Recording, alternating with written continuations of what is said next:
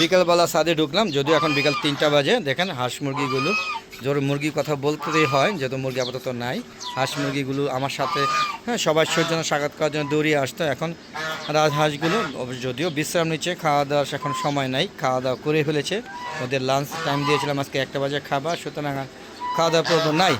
আসসালামু আলাইকুম ওয়া রাহমাতুল্লাহি ওয়া বারাকাতুহু। আলাদা গ্রুপ পক্ষ থেকে সাত বাগান সবাইকে স্বাগতম।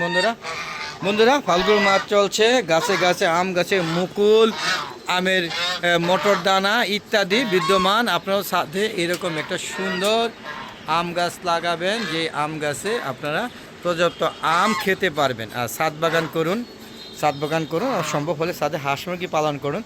তবে আমার মতো অতিরিক্ত নয়, তাহলে বিভিন্ন ধরনের রোগ জীবাণু আক্রান্ত হবে। তবে পরিমাণ মতো 2-4টা দেশি প্রজাতি অথবা মিশরি ফার্মি, অথবা আপনাদের পছন্দের কাদানাথ কিন্তু প্রচুর ডিম পারে, সিল্কি মুরগি প্রচুর ডিম পারে, দেশি মুরগি থেকে সবচেয়ে বেশি ডিম পারে সোনালী মুরগি, তারপরে মিশরি ফার্মি, এইগুলো হয়তো পালতে পারেন। দেশি মুরগিও পালতে পারেন। দেশি মুরগি আমাকে ভালো লাগে, কারণ দেশি প্রজাতি না রাখলে কেমন হয় বুঝতে পারছেন না? দেখেন পুরো ছাদে শুধু রাজহাঁসগুলো আর চীনা হাঁসগুলো বিদ্যমান আছে। এদেরকে সময় মতো ভ্যাকসিন দেওয়ার কারণে ওরা এই যাত্রায় বেঁচে গিয়েছে। গত বছর কিন্তু এই চীনা হাঁস এবং রাজহাঁসও আমার এই বার্ডে পড়েছিল, বার্ড ফ্লু বেড়েছে, যার কারণে রাজহাঁস 12টা থেকে 60টাই মারা গিয়েছে, 5টা আছে। আর এবার সময় মতো ভ্যাকসিন দেওয়ার কারণে আমার এই বড় হাঁসগুলো, বিশেষ করে বড় রাজহাঁস ডিম পাড়া এবং বড় চীনা হাঁসগুলো বেঁচে গিয়েছে, কোনো সমস্যা হয়নি মাশাআল্লাহ। কিন্তু বাকি মুরগিগুলোকে আমি সময় মতো ভ্যাকসিন দিতে পারিনি, 2 মাস লেট হয়ে গিয়েছিল। ভ্যাকসিন এনে রেখেছিলাম, দিব করে আর দেওয়া হয়নি। আর আমার সব খালি করে দিয়ে গেছে বার্ড ফ্লু বাইরে। দেখেন দেশি মোরগে যে দেশি মোরগটা ক্ষতিগ্রস্ত কম হয়েছে, মোরগও ক্ষতি হয়েছে, প্রচুর ক্ষতি হয়েছে, তবে দেশি মোরগটা একটু কম ক্ষতিগ্রস্ত হয়েছে। আর দেশি মুরগি যে কটা ছিল ডিম আলা এবং শৌখিন যত মুরগি ছিল ডিম পাড়া, সব মারা গিয়েছে। সালে এই যে দেশি 2টা মুরগি দেখছেন, এই যে একটা কালো ফুটফুটে একটা মুরগি, সাথে ও যে একটা ফুটফুটে একটা মুরগি, ওই যে গিয়ে দরজার সামনে বসে আছে, এই 2টা কুজুতে ছিল মুরগি, কুজুতে ছিল। দেখেন কবুতর কই বসে আছে, দেখেন কোথায় বসে আছে। কুজুতে থাকার কারণে এরা ভাইরাসে অ্যাটাক করতে পারে নাই, তাই এরা বেঁচে গিয়েছে। যদিও এখন কুজু সারানোর চেষ্টা করেছি, তো এখন আপাতত মনে হয় ভাইরাস মুক্ত আছে। ভাইরাসটা চলে গেছে কিনা আমি জানি না, তবে আপাতত এখন কোনো যে কটা মুরগি আছে এগুলো ক্ষতিগ্রস্ত হচ্ছে না। যেহেতু এই দেখেন, এই যে এটা কুজু মুরগি ছিল, আর এই যে শৌখিন মুরগি।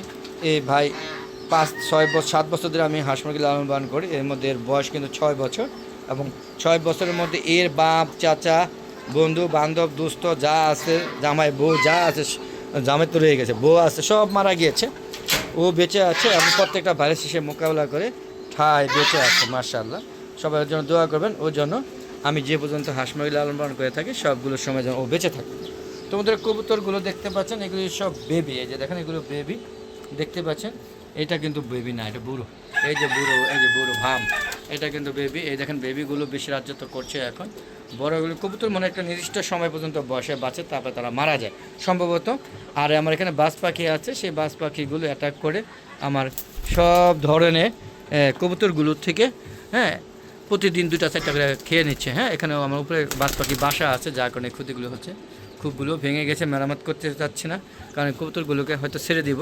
যদি কেউ নিতে আগ্রহী থাকেন অবশ্যই যোগাযোগ করতে পারেন আমার কমেন্ট বক্সে। আশা করি এই জাতের একটা রেখে দেবো। এটা কি জাত অবশ্যই কোন জানি না, ভুলে গিয়েছি।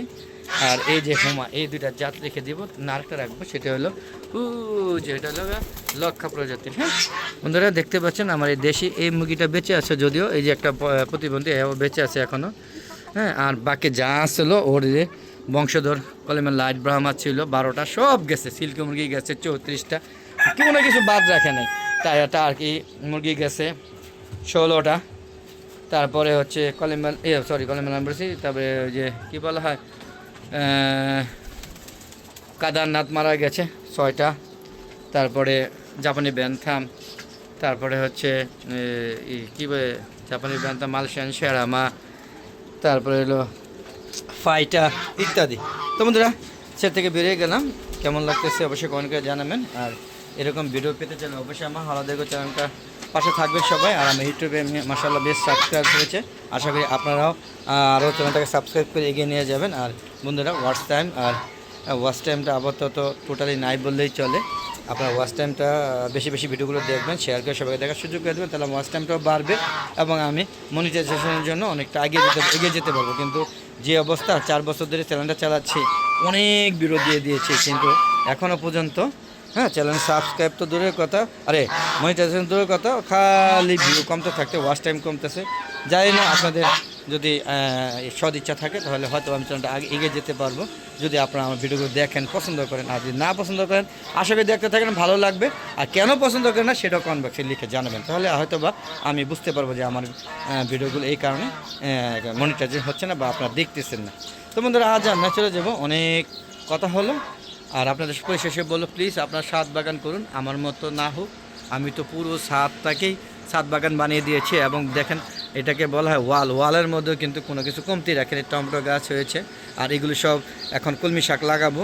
ওখানে ধনিয়া পাতা লাগানো ছিল, এগুলো খেয়ে নেওয়া শেষ হচ্ছে, সিজন প্রায় শেষ পর্যায়ে, এখন আর লাগাবো না। আর আপনারা দেখেন এই যে কত সুন্দর ছাদ বাগান করছি, যেখানে দেখবেন সেখানে শুধু গাছ আর গাছ, কবুতর, হাঁস, মুরগি, পাখিও কিন্তু আছে, ঘুঘু পাখি, তারপরে লোগা আপনার ওই যে কী বলা হয় হলুদ রঙের বাজিগর, তারপরে বিভিন্ন ধরনের বাজিগর এবং অন্য অন্য পাখি যেগুলো আছে, লাভ বার্ড, সব ধরনের পাখি আছে ইনশাআল্লাহ।